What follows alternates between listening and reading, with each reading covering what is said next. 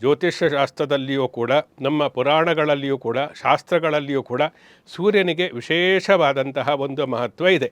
ವೈಜ್ಞಾನಿಕವಾಗಿ ನಾವು ತೆಗೆದುಕೊಂಡರೂ ಕೂಡ ಸೂರ್ಯನಿಗೆ ಒಂದು ನಕ್ಷತ್ರ ಅಂತ ಅವರು ಏನಾದರೂ ಕರೀಲಿ, ಆದರೆ ಸೂರ್ಯನ ಒಂದು ಶಕ್ತಿ ಇದೆ ಅನ್ನತಕ್ಕಂಥದ್ದು ಆಧುನಿಕ ವಿಜ್ಞಾನ ಹಾಗೂ ಪ್ರಾಚೀನ ಜ್ಞಾನ ವಿಜ್ಞಾನ ಎರಡೂ ಕೂಡ ಒಪ್ಪುತ್ತೆ.